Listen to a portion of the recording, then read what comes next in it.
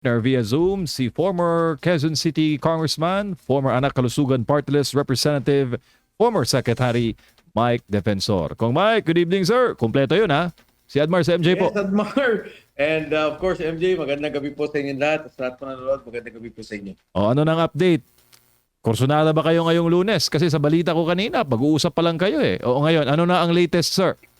Yes, MJ. Katulad ng sinabi mo, siyempre mag-uusap pa rin kami kung ano yung mga hakbangin na gagawin namin tungkol dito sa ginawa na hindi pagtanggap ng Office of the Secretary General ng House of Representatives. Alam mo, MJ, siyempre may kanya-kanyang opinion kasi. In particular, ako personal, sinabi ko na nga, ba't pa ako hahabol sa Lunes? Ayaw na nga nilang tanggapin. Legal naman yan, constitutional, no? Nasa House Rules na ministerial ang pagtanggap dapat ng Kongreso. Kaya nung sinasabi nung, siyempre, yung mga ilang kasama, may kanya-kanyang opinion. Sabi nila, hindi, mag-apply pa rin. In fact, ang Makabayan Group, I understand, mag-apply pa rin. Ang sabi ko, okay, naiintindihan ko. Pero personal, medyo, kasi ako nga, ang feeling ko, the fact na ginawa nyo to sa amin, na binlock ninyo yung Makabayan, and binlock ninyo kami, na supposedly ministerial ha, hindi naman kailangan SecGen yun eh. Hindi naman kailangan deputy SecGen yun, yung opisina lang ang tumanggap ng reklamo at impeachment complaint. At i-refer nila sa Speaker's Office, no? Padala nila batay sa saligang batas. Parang ang pakiramdam ko, hindi ako masyadong kumbinsido na may mangyayari pagka nag-apply kami sa Lunes. Bakit? Kadahilanan na katulad ng sinabi ni Attorney Garcia, inuna na nga nila na-refer na yung unang impeachment case nandun na sa Speaker's Office. Pagdating ng Lunes, ilalagay na nila sa order of business yun. Pag-uusapan sa Committee on Rules, ilalagay na sa Committee on Justice. Yun ay first referral. So yun lang ang aking pakiramdam. Ayokong sumama dun sa moro-moro. Ayokong sumama sa script nila na hindi sasabihin nila, hindi, ito na yung unang impeachment complaint at nahuli kayo. And to be clear about this, MJ Admar, ang first day ng session based on the Constitution, sinasabi sa Ligang Batas, 10 working session days is only on Monday. Nagkataon lang talaga, nag-file kami before the resumption of the session. So ito, MJ, ang isang bagay na pag-uusapan pa rin namin, magkakaroon kami ng desisyon, magkakaroon kami ng pagkakaisa kung ano hakbangin ang aming gagawin. Opo, 'di ba kung ang House of Representatives ay kinakatawan po ang damdamin sa loobin ng kanila pong mga nire-represent sa House of sa mababang kapulungan, gaya po ng mga party list, lalo na yung mga district representative. Pero naiiba yata kung ang ano ngayon, ang tunada ngayon, kumpara po sa mga nagdaang kongreso. Kung maaari niyo po bang ikumpara nung panahon po ninyo bilang Spice Boys at nung bago kayo nakabalik recently lang sa I think 18 ba 'yon? 18 Congress, 17 Congress ba 'yon? Kumpara Yes, po MJ. sa Alam 19 mo, and 28 Congress. yes, MJ, Admar. Alam mo, ang sitwasyon kasi natin ngayon, napakalinaw na may problema tayo sa korupsyon. Napakalinaw, nagsalita na si Yusek Bernardo, Director Alcantara, si Saldico, ang Pangulo, gumagawa pa ng report tungkol dito. So para sa akin, napakalinaw na may korupsyon. Ang tanong na lang, sino ang accountable? Ang sinasabi namin, ang Pangulo bilang Pangulo, siya ang gumawa ng budget, siya yung nagagawa ng unprogrammed allocation, siya yung gumawa ng maraming bagay. Maging ang pag-aresto sa Pangulong Duterte, nandyan yan doon sa impeachment case namin, maging doon sa importation ng sugar na sinasabi namin, maging doon sa pagtanggal yung diversion ng pondo pagmula sa pangunahing proyekto katulad ng Metro Manila Subway, yung Paray Guimaras Road, yung North and South Rail. Lahat ng to, sinasabi namin, may involvement ang Pangulo. Ang punto lang, ang Kongreso o ang isang kongresista, kailangan niyang i-endorse. Nasabihin niya, ito ay nakikita kong kaso na kailangan panagutan ng presidente. Maaari din ang iba sabihin, o sige, binibigyan ko ng pagkakataon ng Pangulo sa isang formal na proseso katulad ng impeachment na sumagot tungkol dito. So, kung ang tanong mo, MJ, ano yung mga pagbabago, naintindihan ko na maaaring ang ilang kongresista nagigipit, may mga, siguro, may mga pagkakataon na tinitingnan nila yung mga bagay-bagay, paano ba to? Pero importante rito, hindi naman to para sa isang distrito lamang eh. Hindi lang to para sa ating sarili. Ito ay para sa kinabukasan ng ating mga kababayan. Ito ay kinabukasan ng sambayanang Pilipino. Ang isang kasong final namin, binabanggit ko na yung PhilHealth. Alam mo, medyo malapit ang loob ko dyan. Nagkakaroon tayo ng kontribusyon. Naglalagay ng kontribusyon ng national government kasi doon sa mga senior citizens at saka doon sa mga sinasabi natin walang kakayahang magbayad. Kinuha mo yung pondo, nilagay mo sa national budget. Pagkatapos, ginamit sa flood control. So, isa tong bagay na ang laki ng epekto sa ating kinabukasan kasi di ba, sa ibang bansa, sabi nga ni Dr. Tony Liachon, 10% ang babayaran mo kahit anong sakit mo, kahit anong klaseng pagkaka-hospital. Kung anong babayaran mo, 10% ka lang kasi yung insurance na binibigay ng gobyerno ay malawakan. Tinutulungan ka ng gusto. Dito sa atin ngayon, halos siguro 60% ang babayaran mo pag ikaw ay na-hospital sa isang sakit o sa isang problema na iyong kinakaharap. Itong pondong to, hindi dapat kinuha to eh. Imbis na dapat ginamit to palawakin ang programa, pagandahin pa yung programa, hindi dapat ibinalik to tapos saan napunta? Flood control. Yan yung mga bagay na kailangan nating linawin.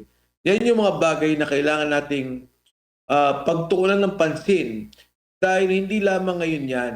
Sa darating na panahon, kailangan mailinaw at mailagay sa ating batas, mailagay sa ating budget, no, sa ating pag-aaproba ng ating pondo na itong mga programang to, huwag niyong papakilaman dahil ito ay sa kapakanan ng bawat individual na Pilipino. Pero kung Mike, kung pagbabasehan po ang mga ginagawa ngayon sa Malacanang, parang wala lang din sa kanila itong mga ganitong hakbangin, kung Mike eh. Tingin mo, sir? Hindi ko masyado alam, MJ. Siguro sinasabi na wala. Pero bakit naman ibablock nila? Kung talagang wala silang pakialam dito at sinasabi lang wala kaming alam sa mga naging korupsyon, eh bakit nyo pa hindi papayagan na mag-file ang Makabayan Black? Bakit nyo kami hindi papayagan mag-file? Di ba kung ito yung isang bagay na hindi naman dapat bigyan ng panahon o bigyan ng pagdiin, eh bakit ganun na lang ginagawa sa pagkitil ng boses ng mamamayan? Alam mo, MJ, nagkaroon ng survey ngayon, di ba? Yung sabi ng Tangier. Sabi nila, 68% ang lumalabas gustong maliwanagan doon sa impeachment case. Ako palagay ko, baka nga mas mataas pa dyan eh. Hindi ko rin alam. Pero ang aking palagay, lahat ng Pilipino gustong malaman, ano ba nangyari? Ano ba yung korupsyon na to? Saan ba nanggagaling to? Sino kumuha ng pondo? Paano ba yung mga programa? Yung Metro Manila Subway na wala dahil sa korupsyon. Maraming binaha, maraming nalunod dahil sa korupsyon. Maraming mga programa ang hindi na tuloy. Kasama dyan ang North-South Rail, kasama dyan ang Panay Marsud, kasama ang iba't ibang programa dahil sa korupsyon. Yung PhilHealth, kinuha niyo yung pondo dahil sa korupsyon. So ang aking palagay, hindi lamang kami. Kinakatawan namin ang sentimiento, kinakatawan namin ang pananaw, at kinakatawan namin ang galit ng bawat Pilipino na maliwanagan ng issue. Opo, Kong, kung babalikan po natin ang kasaysayan, ang impeachment proceeding po o impeachment process ang naging mitya ng EDSA 2. At parehas din po ang pinag-uusapan kong Mike. Pera pa rin ng bayan, korupsyon pa rin. Nagbabalik po ba, Kong, yung mga alaala na yon? EDSA 2 sa inyo? Actually, MJ, totoo yan kasi naalala mo yung EDSA 2, ang nangyari dyan, ayaw nilang buksan yung envelope. Parang ano yun eh, yung envelope na yun, sinasabi nila, yun yung pondo na nakukuha ni Pangulong Estrada dun sa Muslim Youth Foundation. So, ginagaranti niya yung isang loan na, sige, papautangin niya dahil may pera ako. So, nasa envelope yun, yung usapin na yun. Hindi nila pinabuksan yung envelope. Ito nga, may mismong ginagawa tayong paghain ng hinalakit natin at MJ, Admar, gusto ko lang linawin, walang ibang proseso kung ikaw ay Pilipino, kung ikaw ay nais mong malinawan, kung ikaw ay may hinalakit, kung ikaw may pananaw na may problema ang ating bayan, ang ating Pangulo, walang ibang proseso kundi ang impeachment process. Hindi ka pwedeng pumunta sa korte at magreklamo mo laban sa Pangulo. Hindi ka pwedeng pumunta sa ombudsman at magreklamo laban sa Pangulo. Ito lamang impeachment case. At sa pagkakataon na to, pag hindi pinayagan na madinig, mapakinggan, at maihain, at in fairness to the President, ito rin yung pagkakataong i-depensa niya yung sarili niya, sabihin niya, ito yung nangyari dyan, wala akong alam dyan. kung hindi ang impeachment process. Kaya yung binabanggit mo nung EDSA 2, hindi minuksan yung envelope, ngayon naman di pinapayagan ang pagkain ng protesta o paghain ng impeachment charge, pareho lang. Magagalit talaga ang taong bayan dyan. Kong, magkano ba ang pinag-uusapan ng EDSA 2 nung issue na yun? Di ba by the millions lang? Ngayon, magkano na ba ang threshold ng korupsyon sa pambansang pondo? Nung mag-usap tayo sa EDSA 2, I would think about more than 1 billion kasi nandun yung usapin ng Muslim Youth Foundation, nandun yung tobacco excise tax. Actually, ang pondo lang na totoo doon ng pondo ng gobyerno is the tobacco excise tax of about 166 million. 166 million. Meron doon yung Muslim Youth, sinabi kinukuha mo yung pera, nilalagay mo sa isang pondo for the Muslim Youth Foundation. So mga 4 na charges yun against the President. Then President Erap Estrada. Ngayon isang transaction lang, billion na kaagad ano sabi ni Saldico? 25 billion. Anong sabi ni Saldico? 2 billion a month. Yung tama rin na recently pinag-usapan sa Blue Ribbon Committee, sabi niya nag-deliver ako doon kay Yusek Jojo Cadiz. Ang una 200 million, sabi ni Yusek Jojo Cadiz, akin na yung pera, i-deliver ko sa bahay ng Pangulo. Ang pangalawang sinabi niya 800 million. Kinuha din ni Jojo Cadiz sa Tamarin, i-deliver ko sa Pangulo. Nagsabi si Yusek Bernardo, sabi niya mali yung sinasabi ni Saldico sa speech ni Senator Ping Lacson. Ano sabi niya? Yung 52 billion daw na pinag-uusapan na pondong ibinigay kay Yusek Bernardo, yung 8 billion dineliver supposedly kay Trigib at kay Adrian Bersamin and Trigib Olivar, at ito yung supposedly binigay din kay Pangulo. So, ang kwento ni Senator Ping Lacson, niloko si Pangulo. Pero ang sinasabi ng mga tao at yung dinasabi ni Saldico, hindi totoo yan. Dahil ang Pangulo mismo ang nag-utos na i-deliver yung pera. So, ang layo Ngayon, billion-billion. Grabe, organisado. Pati yung sabi ko nga sa iyo, yung unallocated funds. Kanina, parang dinidiscuss ko, wag na tayo mag-usap ng maraming proyekto. Yun na lang Metro Manila Subway. Na sana by 2028 magagamit natin, nandyan na. Maibsan ang traffic sa ating lugar sa Metro Manila. Anong ginawa? Kinuha yung pondo doon, inilipat sa unprogrammed allocation, naglagay sila ng pondo, inilagay sa flood control. Inilagay sa mga proyekto na mas malaki kickback. So ito yung mga nakakalungkot, nakakagalit, na bakit ganito yung ginawa sa programa ng infrastruktura, puro korupsyon at hindi inayos ang mga programang ng gobyerno na makakatulong sa taong bayan. Kung Mike, paano nyo po ba na-contact si Zaldico? Paano nyo ba pinaabot yung kanyang hangarin na patibayin po ang reklamo, yung people's impeachment na nyo pong inahahain? Tinanong din ako kanina dyan, MJ. Actually, nag-usap kami ni Congressman Saldico through an intermediary. Hindi ko na sasabihin kung sino, hindi ko na sasabihin kung paano kami nakapag-usap. Pero ang malinaw dun sa nabanggit niya, willing siya noon sa Blue Ribbon Committee na magsalita. At kung magkaroon ng impeachment case at siya'y pagbibigyan ng magsalita, which is allowed by law, which is allowed by the rules of the House, pwede naman yan yung may Zoom, ay willing siya magsalita upang bigyan pang ng substansya, substance yung binabanggit namin na corruption at yung delivery niya ng pera. Dapat pa ba maghintay ng impeachment hearing kung Mike? Pwede naman siya magsalita. Marami naman siyang subscriber followers sa Facebook. In fact, inahanap yung mga statement niya ngayon. Last video niya, November pa. Lumipas na po ang New Year, lumipas na po ang Pasko. Asa na raw po yung mga pasabog ni former Congressman Zaldico? Well, MJ, sa totoo lang, yung mga video na ginawa niya is enough to be an evidence. Ang sinasabi lang ng gobyerno, hindi yan pwede kasi daw hindi under oath umuwi siya dito. Kaya nga sinasabi niya, yung binanggit naming kaso on graft and corruption and delivery ng mga SOP ay gawin niya ulit under the impeachment proceedings. At kung papayagan ng Kongreso, this will be under oath at magiging official to. Kaya yung mga additional pasabog, okay naman. Pwede naman siya magsalita pa kung ano pa alam niya. Pero batay dun sa ginawa naming kaso, sa mga sinabi niya, ay willing siyang magsalita under oath, under the rules, para magsalita dito. So, I don't think MJ kailangan niya pang idagdagan kung ano yung mga sinabi niya. Ang problema lang lahat ng sinabi niya, hindi pa to naging official hindi pa to nagkaroon ng tinatawag nating pagtatanong sa kanya, ano ba talaga yan, ano nangyari. For example, sinabi niya yung asukal, sinabi niya yung 2 billion a month, sinabi niya yung 25 billion. Hindi dapat matanong din siya. Paano mo mapapatunayan na ikaw ang nag-deliver ng 25 million, sa mo binigay yan, sino mga taong involved? And that can only be achieved pag pinayagan siya sa isang official hearing ng ating Kongreso under an impeachment process. Kasi hindi naman siya pinayagan sa Blue Ribbon Committee. So dito, kung pinayagan siya, napakalaking bagay nito. Opo, last na lang kong sa akin, at saka baka mag-round to ako mamaya bago si partner Admar. Baka raw makasuhan kayo, sir, ng harboring a criminal.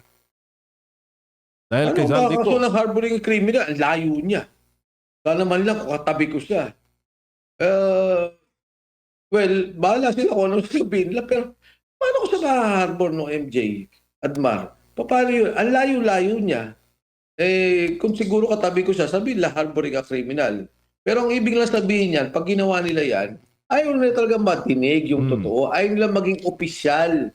No, to make it official, under oath, what Saldico will be stating before the committee. And mind you, MJ and Admar, hindi naman yun nagsalita lang siya eh. Subjected siya sa pagtatanong, subjected siya sa kung anumang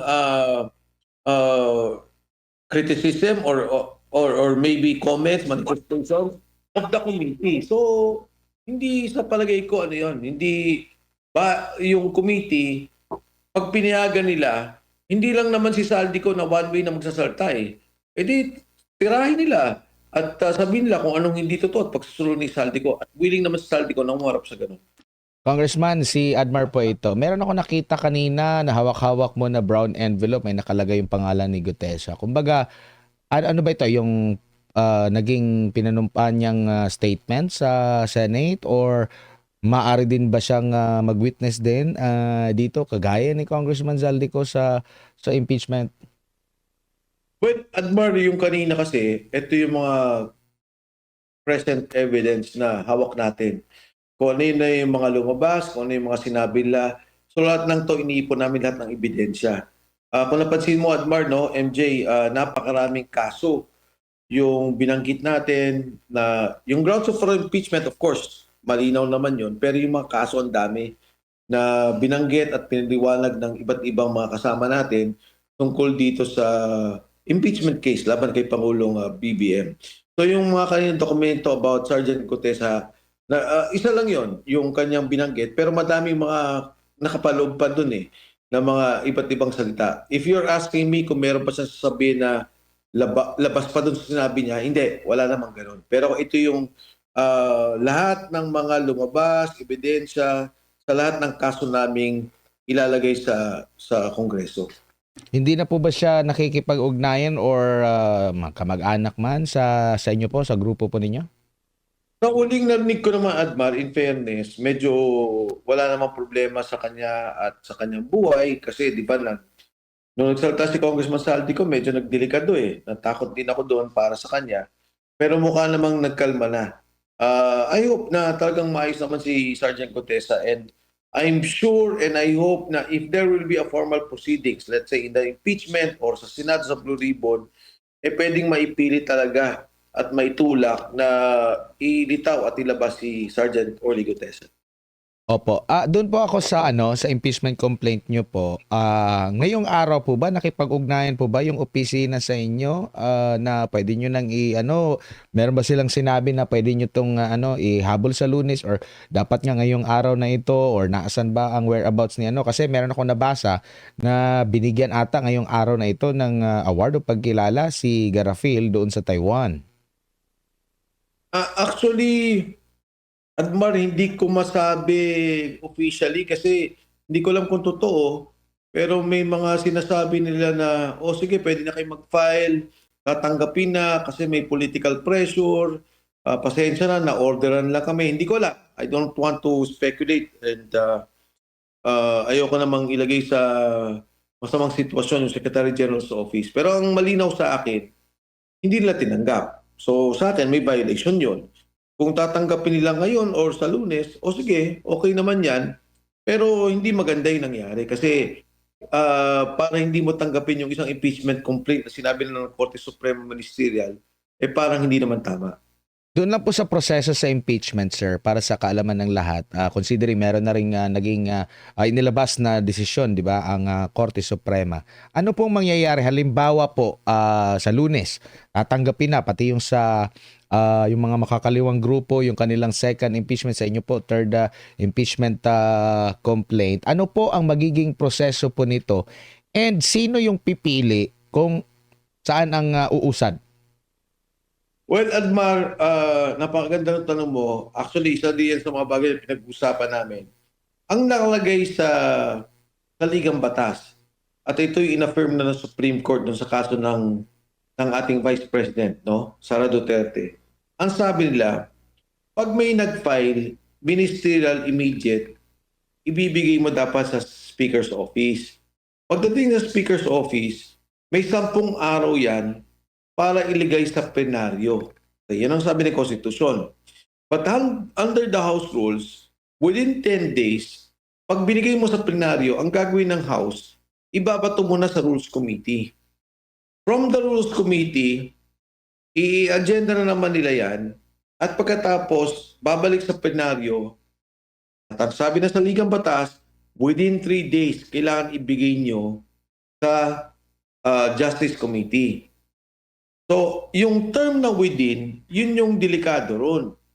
Kailan mangyayari? For example, tinanggap na ngayon yung, alam mo nung una, Admar and MJ, sinasabi ka, welcome lahat ng impeachment complaint ng yung una kay Attorney De Jesus, yung sa kay Makabayan, saka sa amin. Sabi ko, okay lang yan. Pagdating ng committee hearing, pag-usapan natin. May consolidation ba yan? Decision ng Committee on Justice yan. O iti-take up ba yan one by one? So, para din yung batas na tinitingnan lahat ng mga proposal, tinitingnan lahat kung ano yung mga impeachment complaint, and then they will judge on basis of the form and substance. Ang mabigat dito, tinanggap yung unang impeachment, pinadala sa Speaker's Office, yung dalawang impeachment, doon pa lang sa pagpapareceive sa Secretary General's Office, hindi na nila ginawa. Doon ako na iba na ang aking pananaw. Ang aking pananaw ay yung unang impeachment ay isang kalokohan, isang scam, peke. Gusto nila, yun lang ang pumasok at yung dalawa wag makapasok para pagdating doon sa Committee on Justice, which is already an initiation of an impeachment, yun na yung definition ng Supreme Court, papatayin na nila. So, ito yung sitwasyon natin sa ngayon, Admar. Kung ito'y napunta na sa Speaker's Office, paano sa Lunes? Pwede ba kami mag-apply? O ito bang impeachment na final nila, immediately, i-refer sa Justice Committee. Immediately, ilalagay sa order of business ni Speaker at doon sa committee, doon sa plenary, ay i-refer na sa Committee on Justice. Ito yung mga nakakatakot na hakbangin nila. Kasi pag ginawa nila yon, of course, ang posisyon ko, ito'y labag sa saligang batas. At syempre, sa pangkalahatan, talagang kalokohan.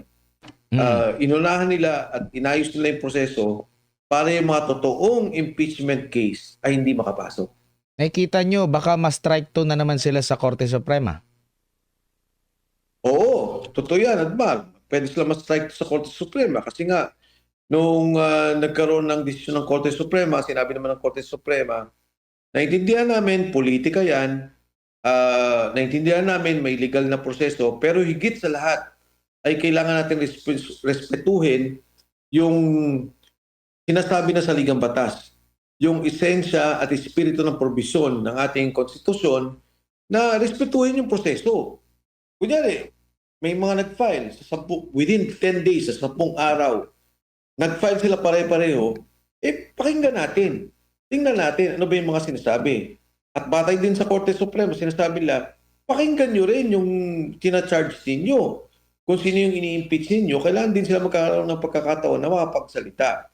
Pero kung gagawin nila, para bang pumasok to, inuna to, tinapos, dinismiss, ay yung dalawang sumusunod na kay Makabayan, at yung people's impeachment hindi papalusutin, kalokohan yan. Opo. Halimbawa naman po na tanggapin pa rin nila, sa tingin nyo po i-consolidate ito? Kasi nung unang namin nakapanayam, ang vice chair ng Committee on Justice, parang hindi ata hindi ko consolidate. Ano bang sinasabi po? Malinaw po ba na first come first serve yung unang yun talaga yung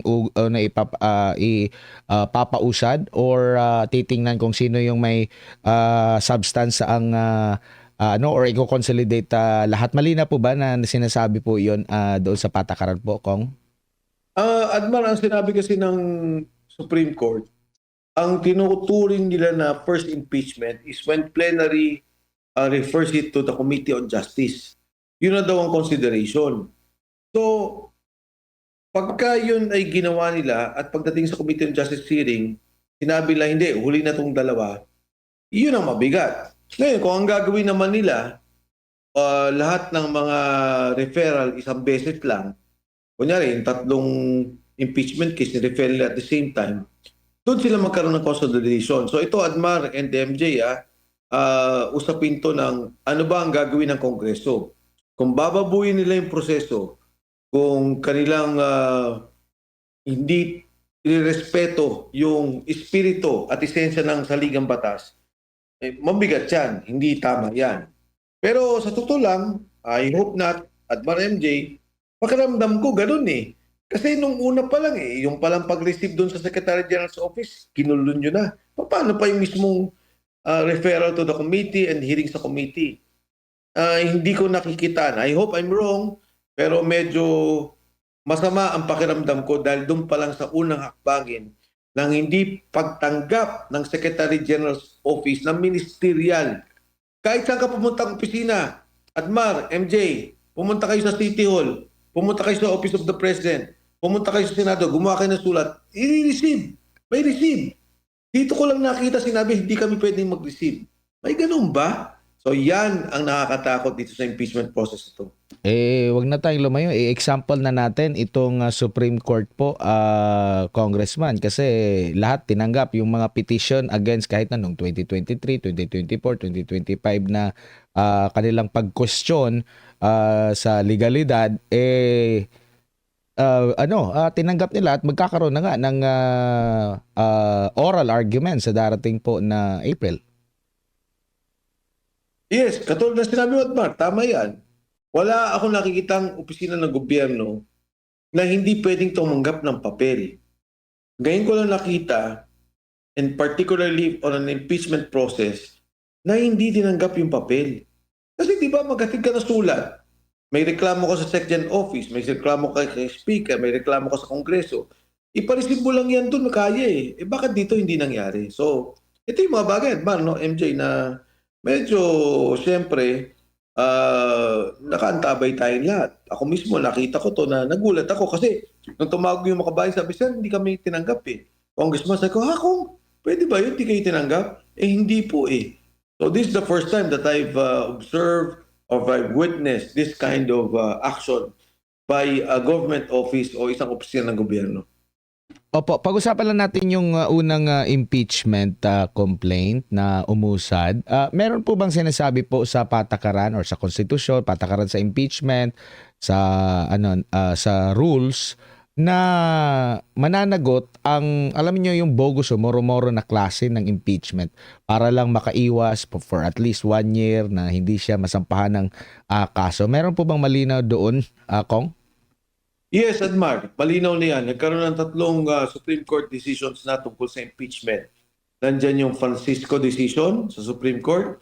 Nandyan yung Gutierrez decision sa Supreme Court. And itong kailan at napakalinaw na decision on the impeachment of Vice President Vice President Sara Duterte. Napakalinaw na ang dinescribe na Supreme Court at sinabi nga nila na of course political yan, of course legal yan, pero kailangan natin respetuhin ang saligang batas. Kailangan nating respetuhin ang proseso na idinikta ng saligang batas ukol dito. At hindi pwede yung ganyan na pwede bang maghain ng una na peke para lamang mailigtas yung isang opisyal ng gobyerno under an impeachment proceeding. Hindi rin pwede na pag nagsabay-sabay, sasabihin mo yung dalawa hindi pwede. Hindi, inaalaw yan. In fact, that decision, if I'm not mistaken, came from the Francisco Supreme Court ruling that multiple impeachment complaints within the 10 days, no, na sinasabi na sa Ligang Batas, pwedeng pagkaisahin yan at ayusin ang desisyon o ang ruling ng Committee on Justice. So, ito lahat malinaw. In fact, pati yung rights o yung karapatan ng charge. Now, for example, in this case, the President, hindi sinasabi na pwede lang namin iakyat ang impeachment. Magpirmahan kami at sabihin, impeach na ang Pangulo. Hindi. Binibigyan siya ng pagkakataon para sumagot, depensa ng kanyang sarili, at ipaliwanag yung impeachment charge. So, I think, Admar MJ, malinaw na to eh. Itong mga desisyon na nangyari. And in effect naman, tama talaga. Huwag natin babuhin ang saligang batas. Huwag natin babuhin yung ating konstitusyon na malinaw ang intensyon na magkaroon ng tama, maayos, at respetadong proseso sa isang impeachment ng isang opisyal. So, hindi na pwede itong political lang basta-basta, hindi naman ito pwedeng legal lang basta-basta, pero pagbalanse ng political, ng legal, at respeto sa proseso ng ating saligang batas. Sakali man na yung isa lang na impeachment complaint ang umusad at didesisyonan ng plenaryo, pwedeng ireklamo ang buong Kamara. Korte Pwedeng Suprema. ireklamo. That is the grave abuse of discretion. Na if you recall, Admar, dun sa kaso ni Vice President, may mga nauna eh. Pagkatapos ginawa nila, tinake up yung panghuli. At sabi ng Supreme Court, yung tatlo nga nauna eh. Pwedeng pagsama-samahin yung pag-usapan yun at i-consolidate at bigyan ng chance si Vice President Sara Duterte tungkol dito. Pero hindi nga ginawa. Kaya sabi niya, balik yan. Tapos sinabi rin niya, hindi na pwede to yung pipirma kayo ng 1/3. Hindi nyo naintindihan. Hindi lang pwedeng pirma kayo dahil politika to, kalaban natin pirma. Hindi. All these things have to, meron siyang procedure at kinikilala yung essence ng isang impeachment case that may naniniwala ka doon sa kaso, naniniwala ka doon sa proseso at alam mo yung kaso na isinasampa mo. May parusa po ba, Kong Mike? Kasi baka pwede nilang sadyain para mapahaba lang yung proseso dahil sa mag-aantay pa ng magiging desisyon ng Korte Suprema kung sila man ay marereklamo, parang ganun pa rin na parang na-delay pa rin nila yung proseso po. Alam mo, Admar, ang appreciation ko dyan, we have three branches of government. We have the executive, the legislative, and the judiciary. As much as possible, ayaw ng hukom o ng judiciary na Supreme Court na makialam sa proseso ng eksekutibo or ng executive. Kasi siyempre, separate branch of government yan. Pero, ang sinasabi din ng judiciary, huwag naman nating babuyin. Nandiyan kayo, Kongreso, nandiyan kayo, Senado. Huwag natin itong bastusin ang ating saligang batas dahil lahat tayo nakabatay dyan. Lahat tayo nakasandal dyan bilang bayan. So I would think, Admar, na pag tinanong mo ako, may case ba dyan? Pwede bang filean? Hindi ko sigurado at sa palagay ko, hindi eh. Pero yun lang, respeto sa proseso, isang malaking bagay na yun eh. As we define our society, as we define our systems, again, we go back. The respect for the executive, the judiciary, and the legislative. Nagkataon ang proseso is the sole responsibility of Congress. Kayo ang may power of impeachment. Respetuhin natin yung proseso yun. Naintindihan naman nila may politika dyan eh. Naintindihan naman dyan may legal dyan eh. Pero ayusin naman. Huwag naman yung bababuhin lang natin. In the end, yung Supreme Court naman will always respect the decision of the legislative. Ang ayaw lang nilang nangyari, kunyari sa panahon ni VP Sara, tatlong impeachment. Biglang yung pang-apat, inakyat ninyo. Hindi nyo binigyan pagkakataon magdepensa yung tao. Sabi ng Korte Suprema, huwag naman. Ito yung saligang batas natin eh. Sa pagkakataon ngayon sa Kongreso, nag-file yung nauna. Actually, Admar, MJ, hindi nga ako nag-comment nung una dyan. Sabi ko, okay lang. Magsama-sama tayo. Pero yung pangalawa at pangatlo, hindi nyo tinanggap. Abay, ano yan, pambababoy yan sa proseso ng saligang batas at ng proseso ng impeachment proceeding. Diyan pwede makialam ang Korte Suprema. Kong, last na lang. Meron kasing mga kumakalat ngayon na komento o parang ano sa social media na anything related to anything basta na-mention ng Duterte, basta na-relate sa Duterte, pag may mga petisyong inihain, less chances daw na pagbigyan. Kasi ganun daw yung trend. Kong, anong masasabi niyo po sa mga ganoon na kumakalat ngayon sa social media? Alam mo, hindi ako naniniwala dyan eh. Hmm. Ako ang paniwala ko, and in fact, I think may lumabas na survey ngayong araw, sabi 68% kailangan magkaroon ng impeachment proceedings tungkol dito sa ating Pangulo at yung mga ginawa niya. Kasi ang paniwala ko, hindi naman to usapin na ng politika eh. Katulad na nabanggit ko kanina, yung PhilHealth, yung pondo tinanggal, nilagay sa flood control, yan ay concern ng isang Pilipino. Yung pagkidnap kay Pangulong Duterte, na mayroon naman tayong gumaganang judiciary, no? May hukom na gumagana sa Pilipinas, sinurrender mo yung tao doon sa abroad. Tayo nga, pag nasa abroad yung tao, nagkaroon ng kaso, nakatutok yung ating mga embahada, nakatutok yung lahat na kailangan pagtulong para tulungan ang Pilipino. Ito, sinurrender pa. Concern ng bawat Pilipino yan. Yung pag-i-import ng asukal, pag-i-import ng sibuyas na tumataas ang presyo dahil nga nagkakaroon ng sinasabi nating sindikato tungkol dito, concern ng bawat Pilipino yan. Nung hindi natapos yung subway, Panay Guimaras Road, hindi natapos yung North and South Rail, concern ng Pilipino yan. So kami, yung pananaw namin, ito yung aming paninindigan. At naniniwala ako, MJ Admar, ito rin ang paninindigan ng bawat Pilipino. Ilinaw mo yan. Nag-usap tayo dun sa droga. Di ba sabi, hair follicle test ka. Bakit? Hindi naman ito usapin lang ng tirahan eh. Pero pagka ang leader mo may problema, sinasabi may problema sa addiction o sa droga, baka mamaya mapag-rela tayo sa China dahil nag-init lang ang ulo niya o masama lang ang gising niya. So, in fact, the Constitution is very clear about it. Pagka incapable ka to lead health-wise, lalo pa to, mental health, pagka droga, kailangan tayong magkaroon ng aksyon tungkol dito. So lahat na to, Admar, MJ, sa aking pananaw, responsibilidad pa nga ng bawat Pilipino na tanungin, alamin, ano ba nangyari sa bayan ko? Ano ba nangyari sa pondo namin? Ano ba nangyari sa kinabukasan ng ating bansa? Paano na yung magiging yung aking anak, yung aking apo? Pag ang pondo ninanakaw, binubulso ng mga politiko, hindi nilalagay sa edukasyon, hindi nilalagay sa medical, hindi nilalagay sa medical, yung health insurance, hindi nilalagay sa mga pangunahing transportasyon o yung mga infrastruktura katulad ng irigasyon sa magsasaka, concern ko yan. At concern ng bawat Pilipino yan. Kaya yung sinasabi lang politika yan o ganito yan, santabi natin yan eh. Lahat ng Pilipino involved dito. Lahat ng Pilipino gustong malaman to. At ang Pilipino, tayo, taong bayan, wala tayong ibang proseso kundi ang impeachment process.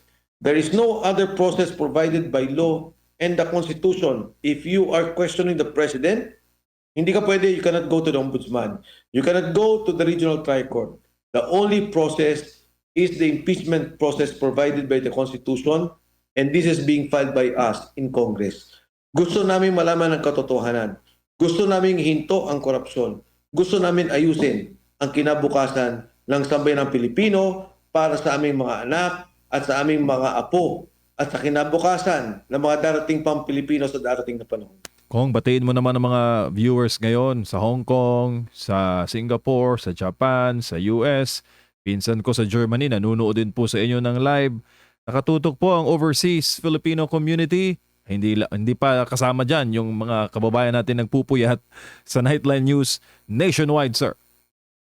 Yes, MJ, sa ating po mga kababayan, no, sa inyo po lahat dyan, ginagawa po namin ang lahat para ituwid kung ano man ang nagiging problema sa ating bansa. Ang nakikita po namin may problema talaga ang Pangulo ng ating bansa sa ngayon at ang nakikita natin na korupsyon, ang masamang pamamalakad ng ating gobyerno. Pero ang proseso pong ito, hindi naman lang basta-basta nagsasabi tayo na may mali ka, may problema ka. binibigyan natin siya ng pagkakataon sumagot. Ano ba ang katotohanan sa korupsyon? Totoo ba na tumanggap ka ng pera? Totoo ba na ginagawa mo to sa budget natin? Nais po natin sa ating bansa na sana wala ng OFW. Sana wala ng tatay o nanay na alis sa bansang Pilipinas para magtrabaho, para buhayin ng kanilang pamilya, pag-aralin ng kanilang anak, at magkaroon ng magandang kinabukasan. Ito yung pangarap natin sa ating bansa. Mayaman po ang bansang Pilipinas. Yung ibang bansa, walang bukid, walang tubig, walang natural resources, pero mayayaman sila. Ang Pilipinas lahat po nandyan. Napakaganda ng ating bansa. Ang mali po yung pamamalakad ng ating gobyerno. Hindi ho perpekto, maraming dumaan na gobyerno, pero kailangan na rin po natin itama ito eh. Yung korupsyon na narinig ninyo, bilyon-bilyon. Sa Kongreso, sa Senado, bilyon-bilyon. Ang flood control, ghost projects. Nais po namin kahit papano magkaroon ng pagbabago. Alam ko po na ito inyong adikain at inyong pangarap. At kung inyo pong papayagan, kami po ang kakatawan sa inyong adikain, sa inyong pangarap at sa inyong galit. Naku, nawala si Kong Mike, pero nakuha naman Malobat natin na lahat-lahat, no, ang kanyang mga nabanggit po, mga kapartner, dito sa ating panayam sa kanya. Maraming salamat si Congressman Mike Defensor ang ating nakasama kani-kanina lamang po, mga kapartner.